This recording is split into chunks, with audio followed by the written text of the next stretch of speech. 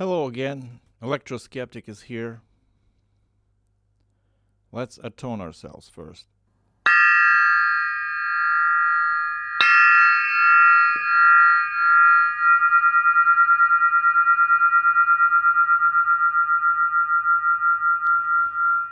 So, this talk is about idol worship. And it's not only for religious people, it's not only for those who study or practice Judaism. It's basically for atheists too. It's for Christians who think they're Christians. I don't know if it's for Muslims because, for many people, it's going to be scary to face the fact that they maybe have been believing a lie. But it's all learning. So I'm now in Ukraine still, where every day there's war, there's bombardment, we're being shelled and bombed, and drones and stuff, and missiles. And so is Israel at the moment, and so is Iran, and a lot of places on earth are now at war. And idol worshippers who are banging these war drums, they are at their very height. They are going around screaming and, rallying people to go to more wars. And so we're going to scrutinize what is idol worship. What does Torah teach us about idol worship? Why is it dangerous? How Torah teaches to prevent idol worship, and how even Jewish people and even those religious Jewish people are also not immune to idol worship. And we're going to talk about Gaza. We're going to talk about uncomfortable things, inconvenient things that many Jews refuse to talk about, and they just make it appear as normal or dismiss it as something is unimportant. But let me tell you, if I did say that it's time to think and talk about it before Bnei Brak was struck with a missile, and those of you who know what Bnei Brak is, it's a sacred place in Israel, in itself a sacred place, Israel. But there is another sacred place within a sacred place, which was Bnei Brak, and it's a place of Torah, Orthodox Torah students and tzaddiks. And so it was believed, it is still believed to be the guarantee of divine protection over Israel, over the Jewish people. And even, it was promised that whatever, the terrorists, the crazy people, nobody can hurt Bnei Brak because the Shekhinah, the force, the living essence of Hashem was so rich and present in there because of the tzaddiks, because of the righteous behavior, because of the mitzvot,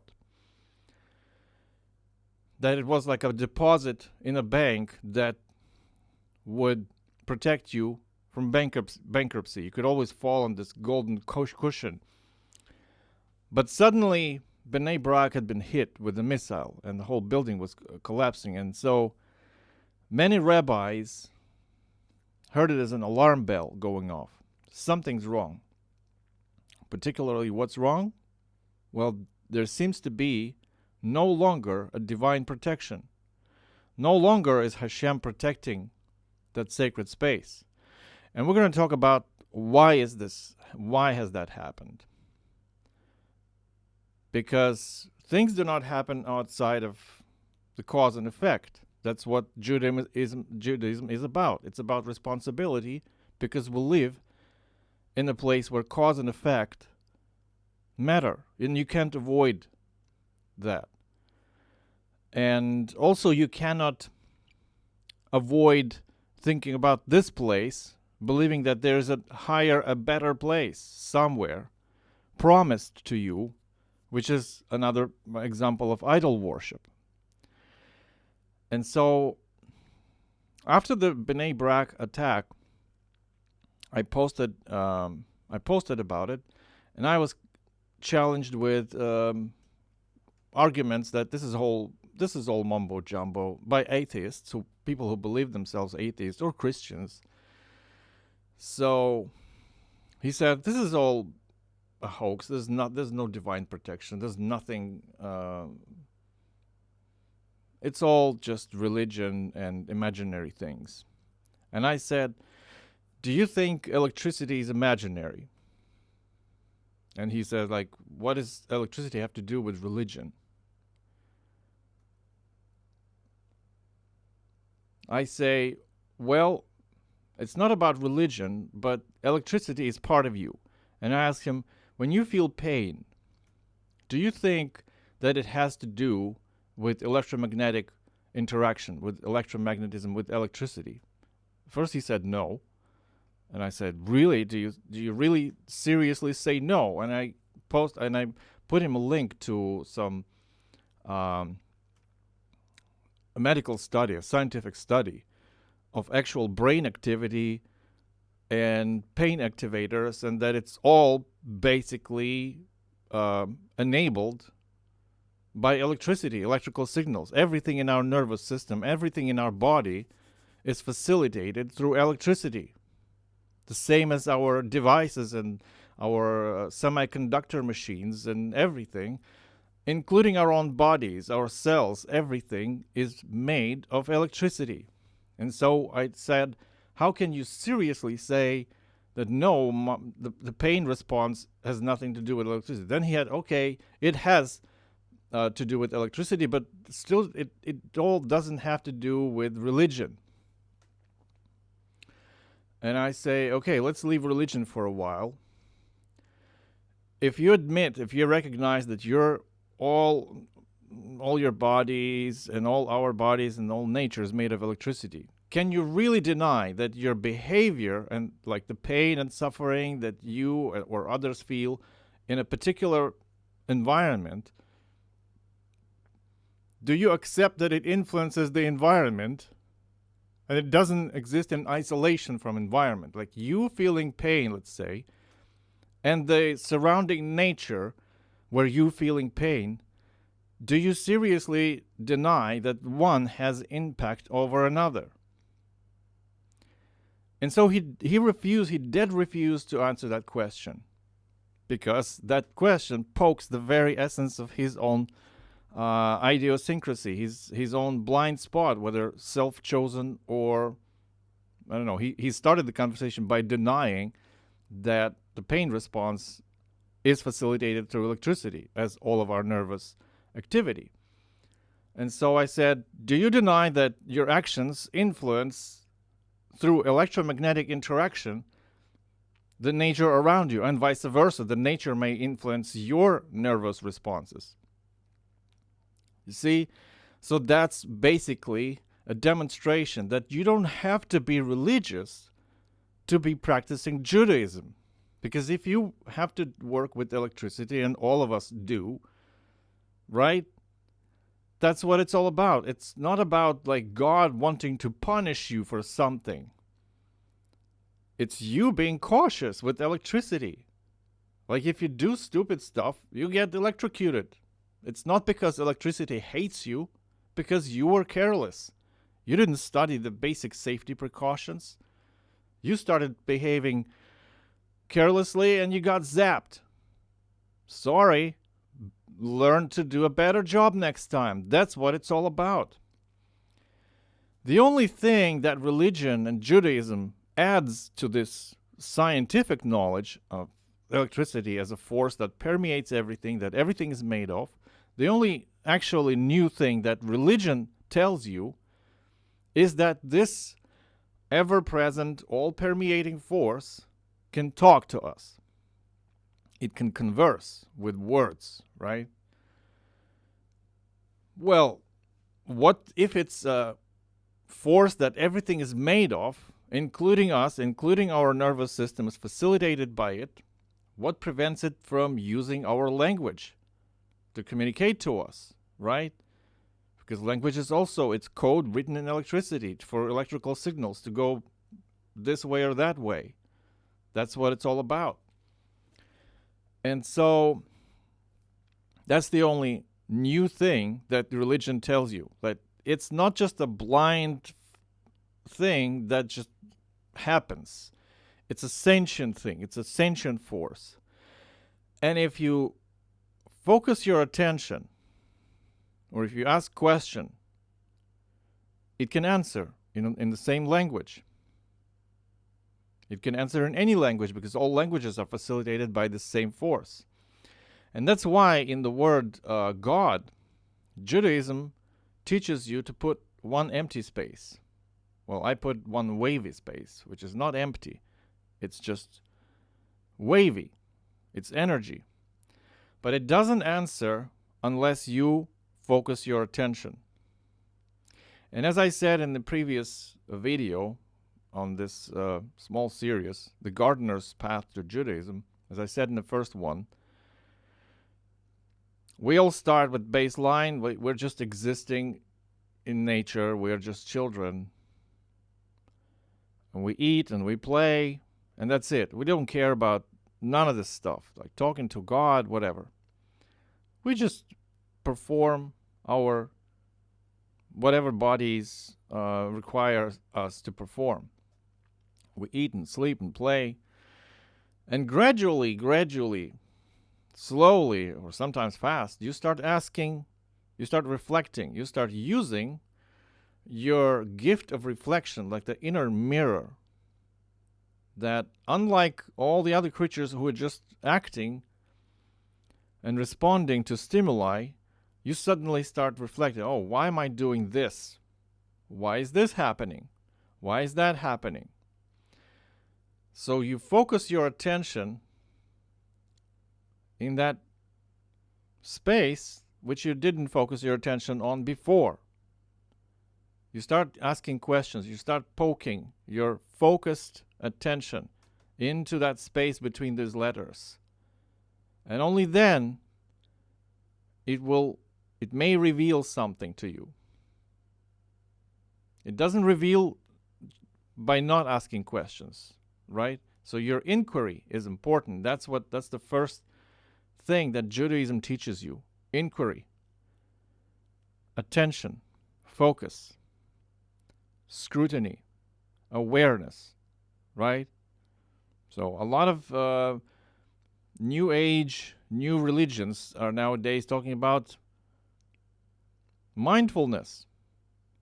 So that's the same thing, being mindful, being aware, right? Using your reflection, the gift of reflection. Why is this happening? So that's where Judaism basically started. It started with Abraham, who was the son of Terach. And Abraham did ask questions. Terach didn't ask questions. His father didn't ask questions about why things are the way they are. Abraham, according to the scriptures, was the first one who started asking questions. And he looked around and he said, why is there so much trouble and, discord? And why is there so much bloodshed and pain and suffering that people cause?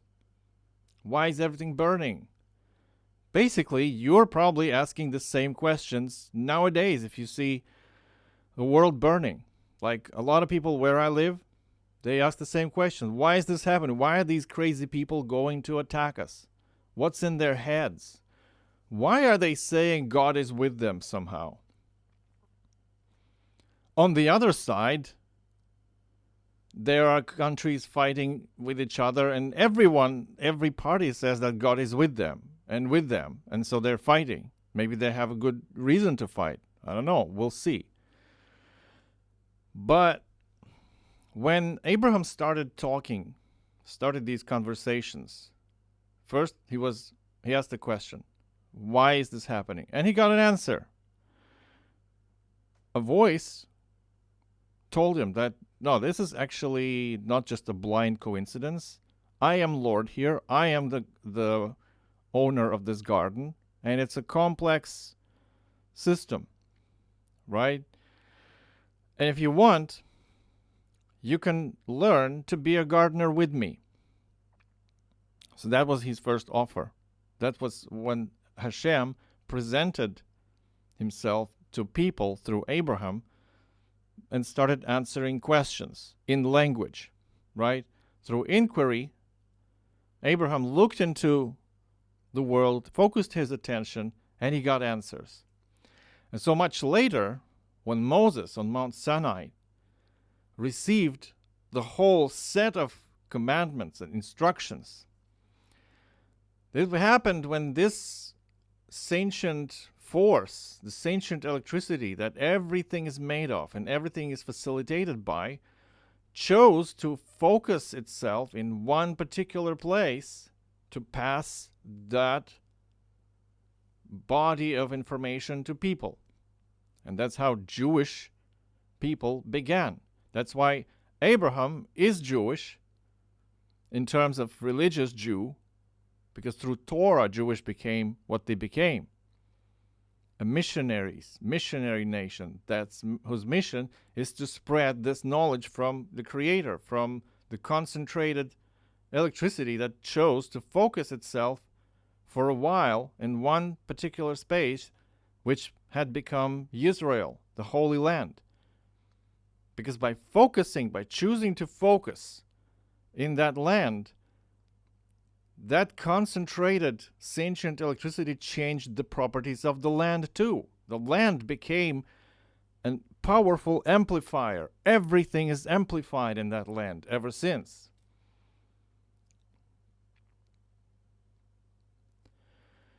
Idol worshippers expect God to just do everything for them. Why don't God interfere and, conquer all evil and just do all good stuff? So remove all the evil from the world. Well, that's because people don't understand, or they ignore, that we have a mission here. We have a purpose. Being here on earth is not just to play and eat and sleep and enjoy ourselves, which is what we do when we are goyim, when we are just like children, simple people. It's not bad, but we start. That's baseline. And on Mount Sinai, when Moses received the whole package of instructions, this was the primary one. It answers the question, why are we here? What are we here to do? So we are placed in the garden. And it's not somewhere. It's not in the other afterlife. It's here. It's right here. You're using it. It's feeding you. You're using it to grow your food. You're using it to use your language. You're using it to do everything you do. But you're not here just to play. Since you're asking, I am answering. You're here because you're learning to be a gardener. You're here because you have a job to do. Right? And this is the commandment that you have to use as a benchmark, as a baseline. The moment you stray away from this, that becomes idol worship. And I'll show why. And that's why I'm recording this series of Gardener's Path to Judaism. Because if you're denying the gardener's mission, you're falling into all kinds of traps, which we call idolatry, idol worship. And we'll see how that happens. Why? Because what do you have if you don't have the garden? If the garden disappears, you may say, oh, I am promised an afterlife. Hey, what did you hear this promise with? With ears? Where do these ears exist? They're in this garden or that afterlife. They're here. So you're denying that you're seeing and hearing with what is in this garden. You're perceiving some kind of ideas. You're creating some kind of electrical images, that there is an afterlife, and you think that it's real. And you may forget that this mission is not for the afterlife. It doesn't say God placed humans in some afterlife to take care of it. No, it says here, Garden of Eden, to nurture and protect it. It doesn't say somewhere high above. It says here, in this garden. So Judaism takes away any excuse for not being a gardener, okay? It doesn't allow you. Well, it allows you. Of course you can destroy the garden. What will happen if you destroy the garden? Well, Torah says that if you nurture and protect the garden, then it will feed you, it will give you all the good things. It will continue your life. The Shekhinah, the living essence, will feed you, will invigorate you, will help you. But you have to protect the garden. If you desecrate, if you defile the land, what will happen? Also, Torah says what will happen. It will vomit you out. The land will vomit you. It will no longer tolerate you. You see? And you're not the first ones here. This is also what we read in Torah. You're not the first ones here. There have been people like you before who also thought that they could do whatever and they can destroy the garden, and they started doing that whatever, and it got the better of them, and they got vomited out. They got expelled. So you are the next who have this chance. I gave you this opportunity. Again, I'm gambling here, says the Lord. I don't know, because you are endowed with the free will, with the free will of choice, to make the choice. And this is where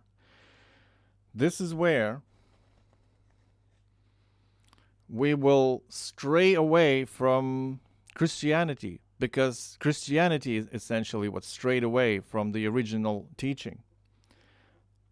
Remember the Christian myth of Garden of Eden, where Adam and Eve were banished from it. For what? For eating the fruit from the forbidden tree of good and evil. It's somehow bad to be eating the fruit of the tree of good and evil. Somehow Christianity has twisted it into a wrong thing.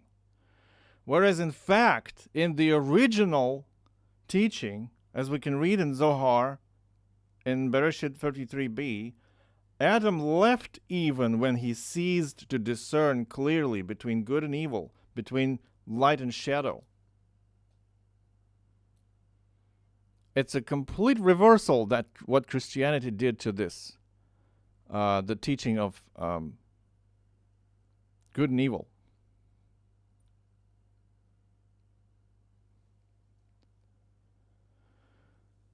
So the first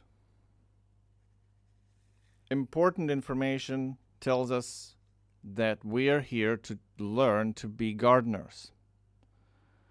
The second important thing is that if you enter a gardener's tool shed, you don't expect only, you push every button and every button does the good thing.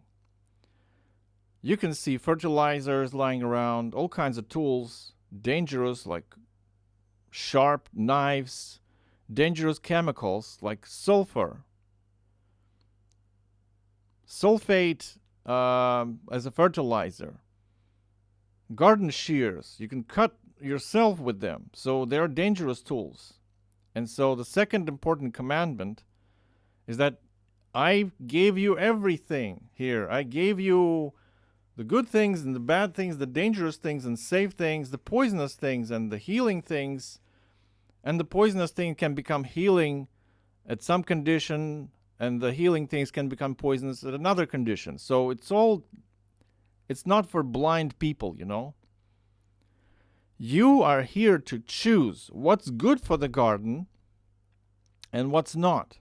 To learn to discern. Right?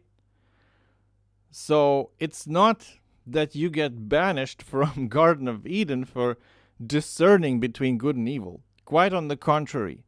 If you stop discerning, you make a mistake, stuff gets to burn, and you get banished. That's what it is. So Christianity has flipped everything upside down. That's where idol worship, because that's important, you know, for people to be blind. So we are in a school, right? In a gardener school. And, you know, you can hear, I heard rabbis, good rabbis, they speak important things, but they say, okay, so the main mission of human beings is to seek intimate connection with God. All right, and that's it? But you already have intimate connection. You are made of it, right? So God made you.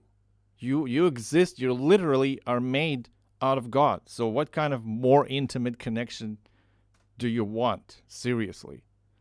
You're already very much intimately connected. So if you want another level of intimate connection, that's where your choice comes into play. And that's the only way to have that connection. To peer into that secret space and to practice your own choice. There is a lot of talk about fear of God in the world of religion. And in translations from Torah, you can also read a saying that says, everything is in the hands of God except fear of God, or everything is in the hands of heaven except fear of heaven. But fear is often misinterpreted as someone trying to scare you. That's why you're fearful, right? But look, if you mishandle electrical device and you get electrocuted, does that mean the electrical device tried to scare you? No. If you were foolish enough to stick your hand into electrical socket and you got zapped by electricity, does that mean that electrical socket hates you? No. You're just being careless. So, and fear in the original word means being aware that you can make a mistake. That's what fear is in the original word.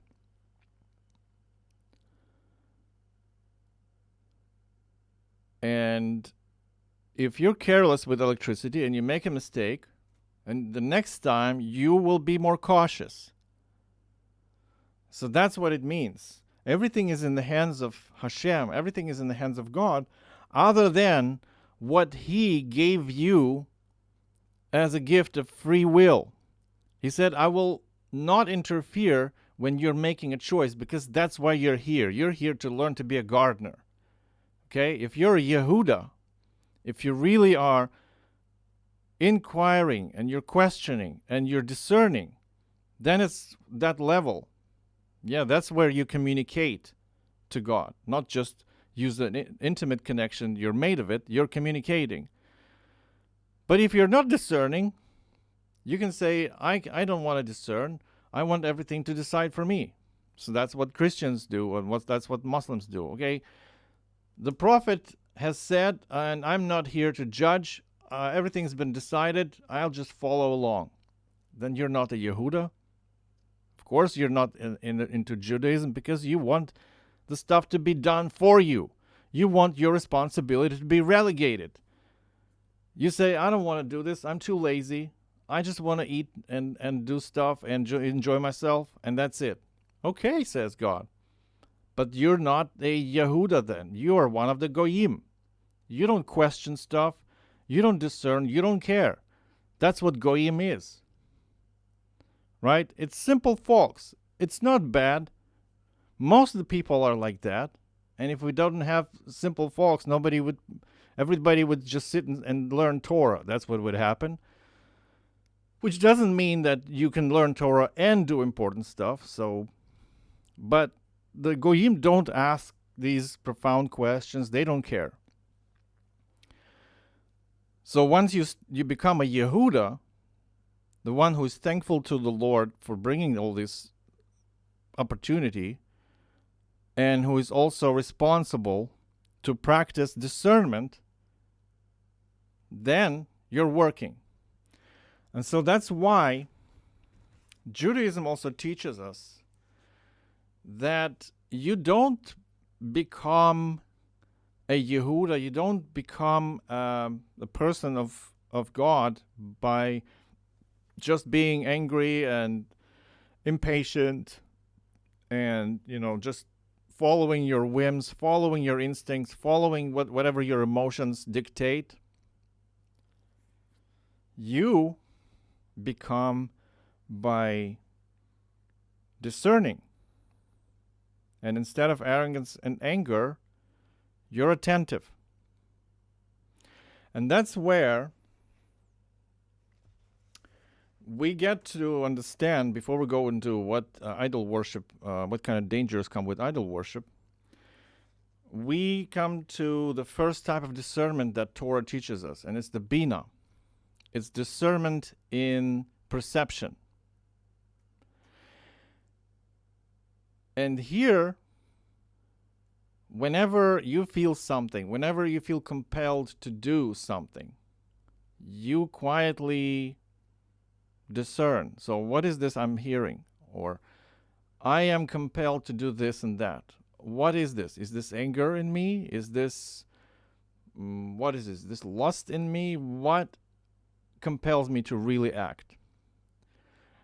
If you've seen the David Lynch's Twin Peaks Season 3, there's this powerful image where Agent Cooper is hanging suspended in the air in a glass cube with lots of lights and cameras aimed at him.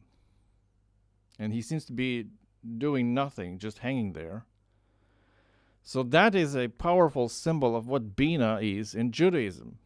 It's that ultimate scrutiny, the tradition, the habit of reflecting on your own thoughts and what compels you to do stuff. What is it? Why am I thinking this? Right? And then the next type of discernment that Judaism teaches us is discernment in action, the berur. Before you do something, you think about the possible consequences. It can be a bad consequence or a good consequence. For what? For the garden. Because you remember that the job is not to have an intimate connection with God. You already have it. The job is to tend and nurture the garden and protect it. And so the freedom that you're giving, and nobody will nudge you except for the bad actors, the parasite, the past will of course nudge you to do the wrong thing, the worst thing for the garden, because the past wants to eat. It doesn't care about the garden. The parasite doesn't care about the garden. It only cares about eating. And so you only have a chance to become non-parasite if you practice the choice and choosing what gives life to the garden. And the first lesson of that kind of discernment was in this story of Abraham. When Abraham, after he started conversations with God, at some point God says, you know what? There are these two cities, Sodom and Gomorrah.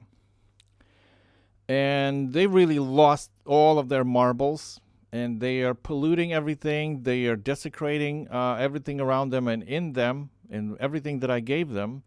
And they're misusing everything. It's not the problem that they're misusing. They're really endangering the garden. They are defiling it. So I'm going to destroy them. I'm going to delete that version because really they're not doing a good thing for the rest of the garden. And then Abraham says, well, maybe you shouldn't destroy those two cities. Maybe they're not all bad people. Maybe there's some 10 people that are good, and it's worth to spare them. And that's where he gets tested. And God says, whoa, you're so humane. That is so cool. Shall we say, I spare these 2 cities, but you give me your very own son as a sacrifice in exchange, right? So if you give me your son as a sacrifice, I will spare those 2 cities. What do you say? And Abraham decides to go on with it. He decides that it's a good idea to commit a child slaughter, right? He goes on and almost commits it. In the last point, he got stopped, of course, and Hashem says, look, you're clearly not discerning, right? You're not discerning what's good and bad, because I did not ask you to obey. I asked you to discern, because learning to be a gardener, if tomorrow some other guy comes in and says, hey, you know what? Guess what? The new guy will say, change of plans. Suddenly, we're no longer caring about the garden. Okay? Suddenly, the voice says, I am God, the same one that you heard before, but I got change of plans and change of priorities. So from now on, we're no longer tending the garden. We are just doing whatever. Going in and destroying the garden. Hear me, and I'll tell you that, and just go on and do that. So the first thing Abraham had to do was to quietly, expose that level of thinking. Wait a second. Who might be saying this and why? Why would the God tell me to spare something that is bad for the garden and to kill something that is good for the garden? Because my son actually doesn't do anything bad for the garden. He is a good thing. He can grow up and be a great gardener. Why is this? And he should have deciphered. Oh, that's a test. Thank you for testing my discernment. Because if I destroy the garden, I will have nothing left. Okay? That's where the discernment in action should have started for Abraham. He should think, well, if I let the Lord destroy these 2 cities, the garden will be better off. If I let him keep those 2 cities and I slaughter my own son, the world will be worse off. So clearly the choice is that one. And that was the first lesson of discernment. And this is where we come back to the notion of Gaza. We have to. And this is where we come to the notion of so-called Christian Zionism and how Jewish people were seduced, were tempted and successfully seduced into idol worship. And this is the trick what Christian Zionists have done. So you can dig what Christian Zionism is. It's actually a Christian Bible, the Revelation, and the prophetic message that somehow that forbade behavior, the land will vomit you out. That somehow this is the desired outcome. That's where the perversion of Torah, which is Christianity, I'm sorry, Christians, that's where the perversion of Torah is used against the Jewish people. Because they take the message that the Jews are chosen by God.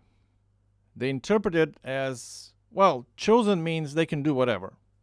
They can do whatever and they can be forgiven for any sin that they commit, including for defiling the garden, which is clear violation of the commandments of the Torah, which is an affront to God, because God tells us specifically to nurture and protect the garden, not to destroy it. Okay? As I said in the beginning, if you lose sight of the very first and very important commandment to nurture and protect the garden, you're no longer God's chosen person. You see? So they fetishized, so to say, the very Jewishness as an ethnicity. And the land of Israel, the Holy Land, where God the Creator chose to focus himself in order to pass humanity the important set of messages which had become the Torah. The land itself became an amplifier. It's like a huge vent of hot air. Imagine that. So it's blowing out of some volcano, right? So you can bring in that flow anything. You can bring flower petals and the good aroma things, like aroma oils, and everything will smell well, and everybody will be healthy. But if you bring into that same venting stream of energy, if you bring some bad things, some rotten things, they will also get blown out of the proportions. That's what will happen. That's what Eretz Yisroel actually is. It's a mighty amplifier ever since God chose to be present there in a concentrated form as a sentient electricity. And it's magnetism. You know, energy changes properties of objects.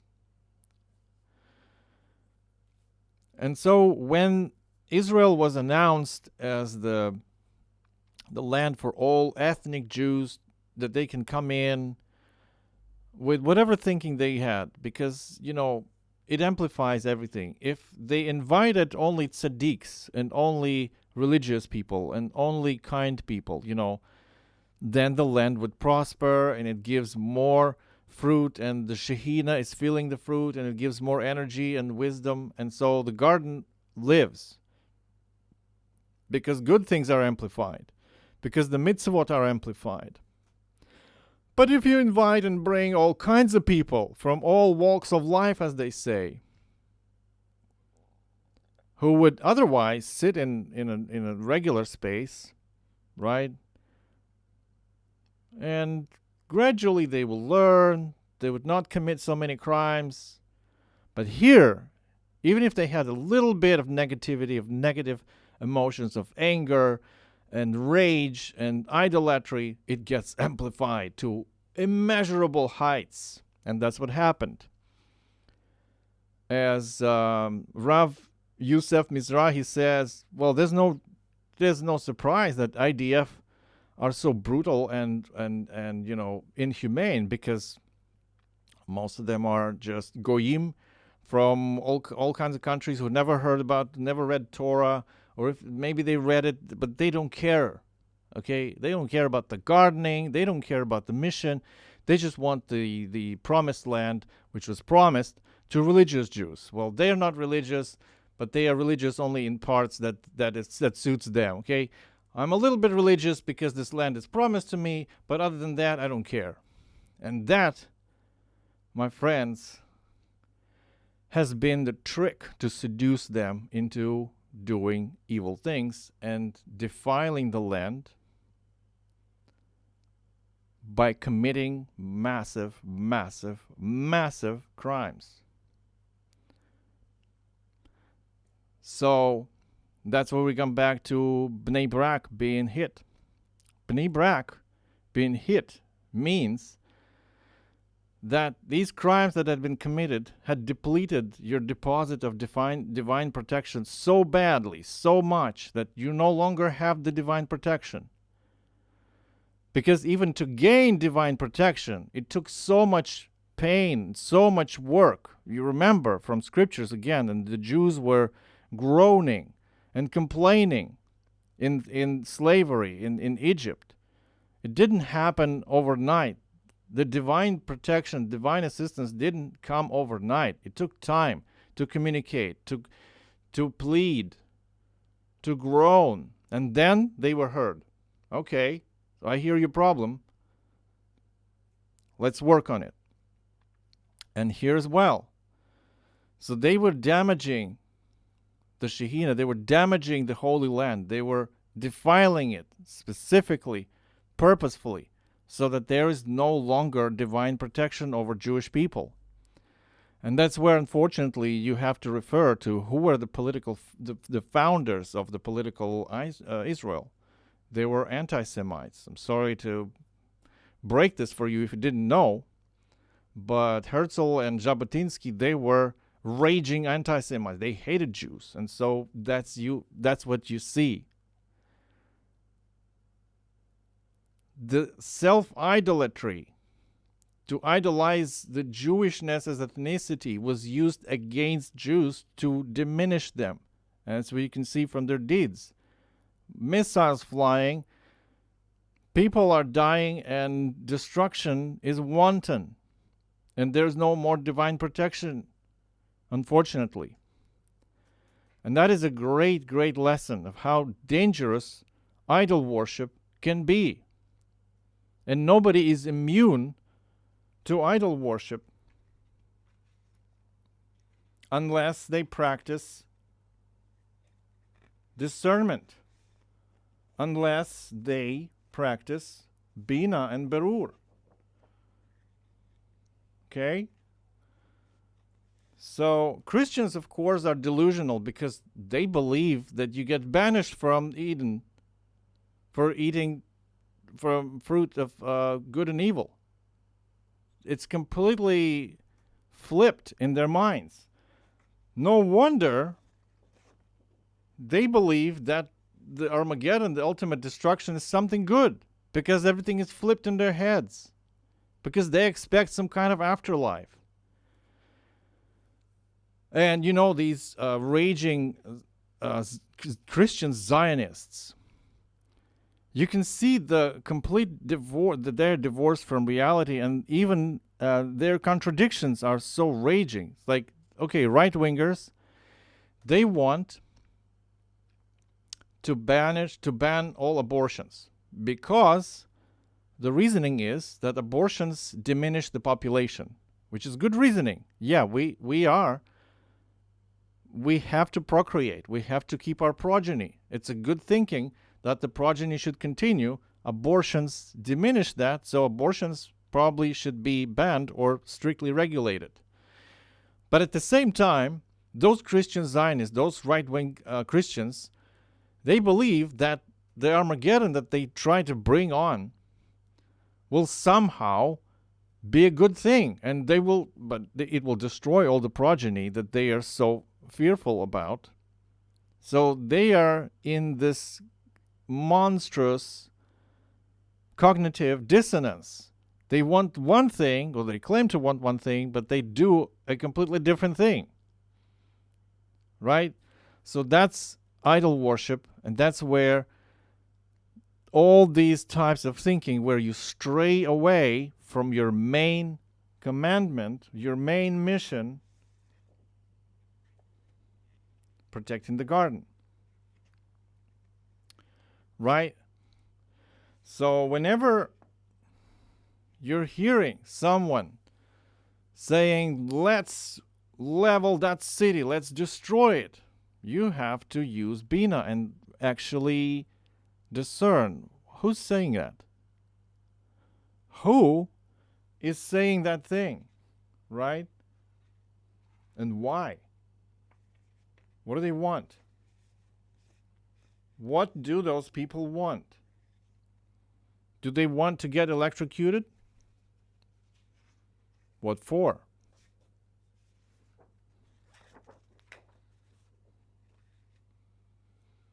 What will be the outcome? If our own government tells us to destroy a city, like to kill children, why and who is saying that? Is it really the gardener saying that? Bina. berur. That's what Jews should have practiced.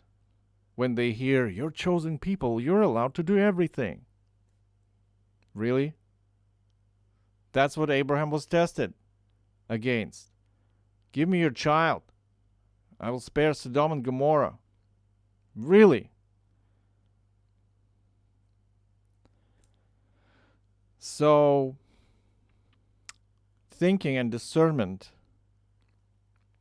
is the only way to the garden.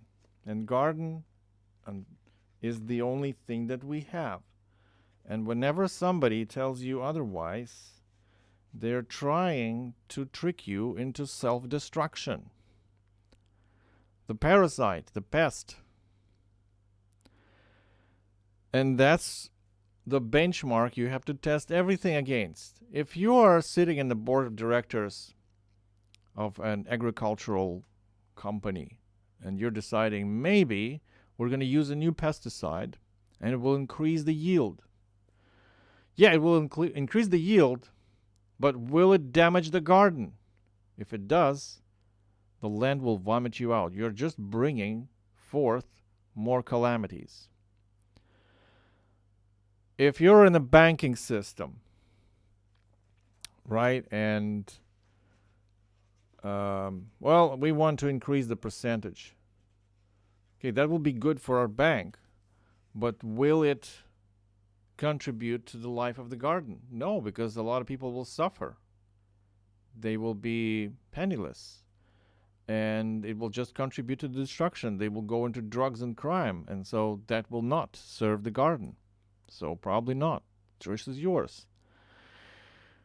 So the question now is only what do we do with those who really think that Armageddon, that the total destruction is something good?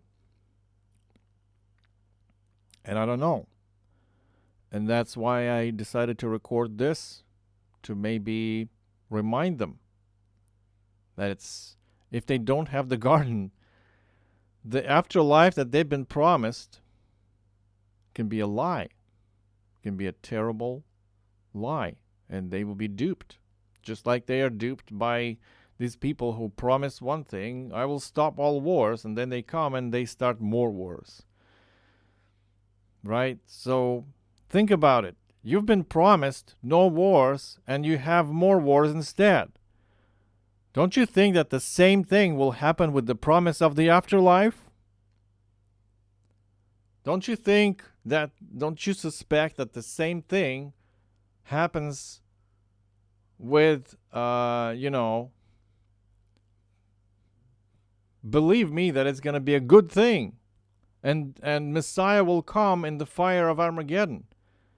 You've been tricked and lied to before, and you know it. Doesn't that give you an idea? What's happening? Doesn't it give you an idea that somebody's trying to trick you? Maybe a parasite who's very smart, because in this garden, everybody's, all kinds of life forms. There are mighty parasites roaming, and, they want to eat more. But if you're the gardener, if you're accepting your mission to learn to be a gardener, to be co-creators, you have to be really discerning, because these parasites are very cunning. They can use your language and they can talk. They can tell you, let's eat more leaves. Let's eat together. They don't care that the leaves will die. But you have to be discernful, and you have to practice Bina and Berur. And only then you have a chance of being a gardener. And only that gives you that intimate communication with God. Your discernment, your choice, your conscious inquiry. And why are you doing it? What are the consequences? And if you believe that the bad thing is actually a good thing, think again. Because if you are destroyed with the garden, do you think you can believe the liars who promised you one thing and didn't deliver? And they also promised you the afterlife. Do you think they are truthful in that promise? Don't you think that they're using your idol worship to stray you away, to destroy your garden together with you, like the parasites do? So that's what it was about. And by the way, the whole idea of right-wingers fighting for traditional family values is also a great example how even family values can become an idol, which will not contribute to actual family values. And the whole woke agenda, where the transgender got so publicized, you also have to be discernful, because the whole thinking with LGBT people and giving them their rights, the whole thinking was about this. So there are a lot of smart and genius people who are capable of bringing so much good for humanity, but they often have their, peculiar tastes. They might be homosexual and stuff. So, and they get repressed. So society doesn't get the good stuff that they may generate because they get repressed. So the idea was, let's give them more rights, right?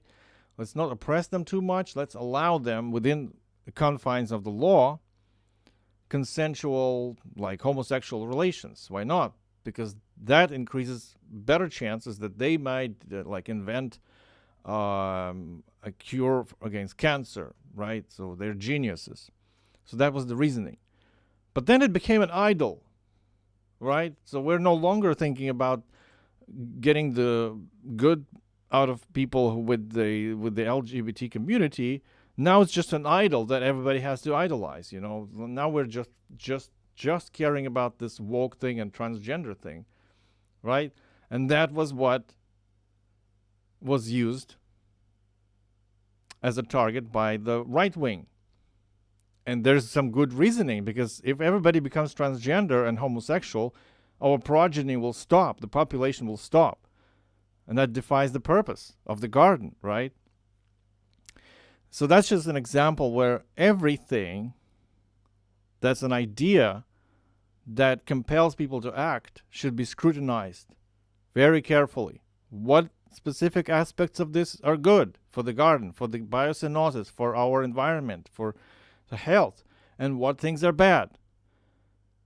And if you're throwing it all as a lump, probably you're creating an idol, because the devil will be hidden in some of the details, and the pest will be hidden in some of the details, and you were too lazy to find out, right? So you can't be lazy. That's why Judaism is not for lazy people. It's not for looking for idols. Okay, I just need a God who will solve all the problems and leave me alone. Come on, you're not here for this purpose. You came here to learn, and it's an incredible opportunity, because people take for granted how great is this opportunity to be part of this creation. It's an incredible miracle already. Like, Christians believe in miracles. They want miracles, and unless it's a miracle, they don't believe. You guys, it's already a miracle, and you're part of it. The very existence is a miracle. The very fact that there's something instead of nothing is a miracle. What more miracles do you need, actually? The next miracle is your work, is work to discern, right? To help this miracle to continue. And that's the job. So, that's been about idol worship. Comment if you want. I don't ask you to subscribe. I don't care. I don't know if there will be another one. I tried to say what I want to say in this one. And you may argue, you may counter-argue, whatever. But just be mindful of what you actually want, right? What is the actual purpose that you want to achieve? So, stay safe, stay discerning, be a Yehuda. Cheers.